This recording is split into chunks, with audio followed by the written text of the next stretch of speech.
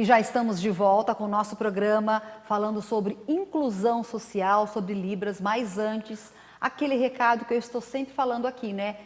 O desejo da casa própria, de adquirir um imóvel, de adquirir um terreno, um carro, uma moto, enfim, qualquer coisa, você pode conseguir ainda hoje se acessar esse link que você vê na sua tela do consórcio cristão da Embracon, com condições facilitadas, feita para caber no seu bolso direitinho e sem juros. Então não perca mais tempo. Embracon, porque sonhar não tem limites.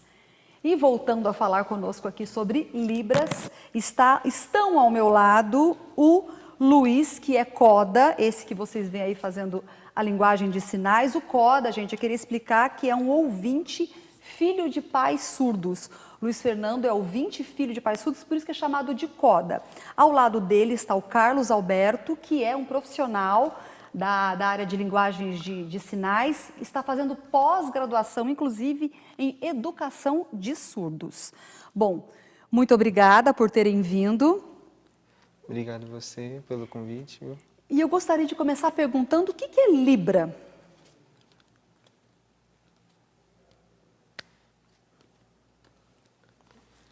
Então, Libras significa Língua Brasileira de Sinais. É a própria língua que o surdo usa para se comunicar.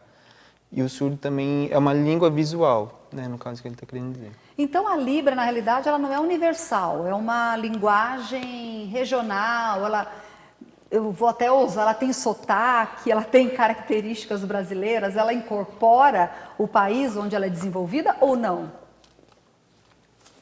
Não. A Libras, ela é própria só do Brasil, do Brasil, nosso então ela país. não é universal. Não é universal.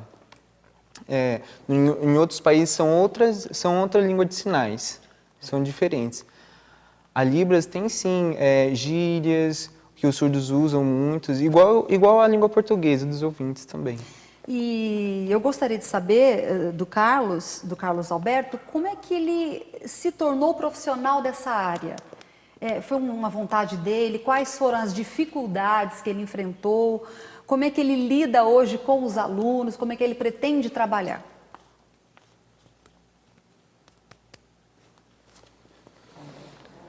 Então, na verdade, é que antigamente eu não pensava muito no meu futuro, assim, não pensava muito em questões profissionais. Então, depois, quando ele entrou na escola, ele ainda não tinha muita Libras na questão da escola. E aí foi onde ele também não tinha muita informação e tal, e aí ele não tinha aquele pensamento de progresso, né, no caso. Mas como é que ele fazia na escola, por exemplo? Ele estudou num colégio comum? Ele tinha algum apoio diferenciado ou não? Eu queria saber dessa parte prática da vida dele.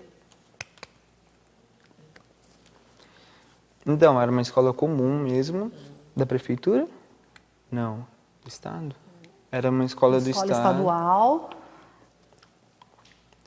Aí, o que aconteceu?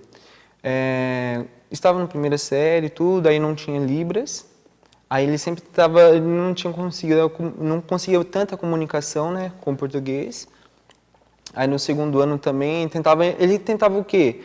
No caso, ele era bem intimidado com os alunos, com os colegas que ajudavam também, né? Certo? Ele Isso. teve apoio. Teve apoio dos alguns colegas que ajudavam. A famosa inclusão, né? Foi recebido, foi acolhido e isso certamente ajudou a atravessar esse momento. Isso mesmo. Então aí foi onde eu comecei a aprender também um pouco dos sinais também, porque tinham outros colegas também que eram surdos também. Tinha outros colegas surdos na escola e foi onde eles já sabiam Libras e foram ensinando ele um pouquinho da Libras. Eu queria que você me dissesse, Carlos Alberto, qual que é o seu sonho?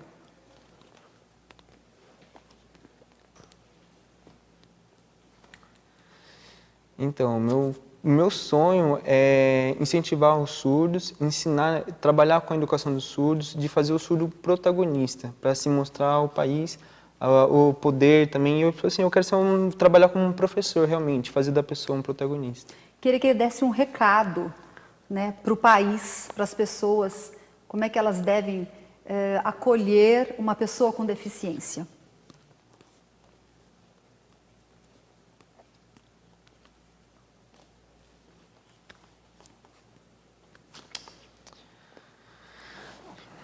Então, quero falar para vocês para que sempre os surdos ouvintes sempre ficam separados. Não, que eu quero que vocês sempre estejam em união, todo o país, sempre tentar se comunicar, não ter medo e assim progredir para um futuro bem melhor. E muito importante também. Maravilhoso, quer dizer, a gente tem que estar junto, né? Pessoa com deficiência, pessoa sem deficiência, somos todos em um.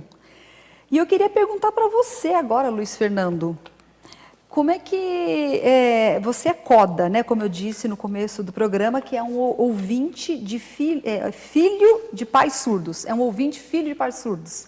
É essa a definição de coda. Isso. Como é que é isso? Você tem pai e mãe, os dois são surdos? Isso. Coda, que significa, né, Children of Theirs Adults, né, que no caso significa filho de pais surdos. E o meu pai e minha mãe são surdos. O meu pai, ele nasceu ouvinte e quando o bebê ele teve uma doença que é a meningite, e a sequela da meningite dele foi a surdez, né? E a minha mãe não, a minha mãe já nasceu surda. Dos 7 filhos que os meus avós tiveram, 3 nasceram surdos. Porque os meus avós foi questão mais genética, né? Porque no caso meus avós são primos de primeiro grau. Então, dos 7 filhos que nasceram, 3 foram surdos. E minha mãe é uma delas. Então... E como é que você lidou com eles? Como é que foi? Então, às vezes as pessoas até perguntam para mim, com quantos anos você aprendeu? Como que você aprendeu? Isso e tudo. E é uma coisa que, tipo assim, quando a gente é um coda, a nossa primeira língua não é o português. A nossa primeira língua é a Libras. Porque é a nossa língua materna, a língua que vem da nossa própria mãe, dos nossos próprios pais. Então, a minha língua materna é a Libras. Porque desde bebê eles se comunicam com você assim. Isso, só através da Libras. E desde que eu me conheço por gente, eu sei Libras. Então, às vezes as pessoas perguntam, com quantos anos você aprendeu? Eu falo, eu não sei com quantos anos eu aprendi. Desde que eu me conheço, eu sei Libras. Mas minha mãe disse que com 2 anos a gente já sabe fazer uns sinais. Com 1 ano também a gente sabe. E é engraçado porque até inclusive quando a criança, o bebê, parece que, eu não sei como podemos definir isso, mas parece que a criança, ela sente, ela sabe que o pai tem um diferencial. Uma vez eu vi até, inclusive, um vídeo de um surdo fazendo assim, ele falando, né? Olha, eu vou falar em Libras com meu filho. E o filho dele, o bebezinho, é ouvinte. E ele vai lá e faz a datilologia do nome do filho dele. Porque, no caso, a datilologia, para quem não sabe, é o alfabeto, né? No caso, A, B, C, D. Isso é a datilologia. E a gente sempre usa datilologia quando vai falar o nome de algumas coisas que não tem sinal ou o nome da pessoa em si. Nome de cidade. Então, a gente, por exemplo, se meu nome, Luiz, entendeu? Mas também cada um tem o seu sinal. Aí, nesse caso do vídeo, o pai faz a datilologia do nome do bebê e o bebê, ele vê e ele fica tão feliz e ele tenta fazer também. Ele começa a se mover, ele começa a mover a mão. Então, instintivo. Então parece que é algo que até a criança, o bebê mesmo, ele sente.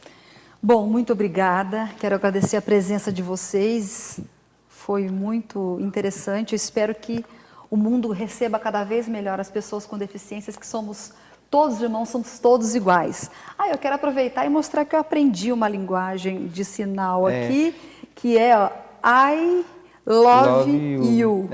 I love you para vocês. Isso. Adorei recebê-los.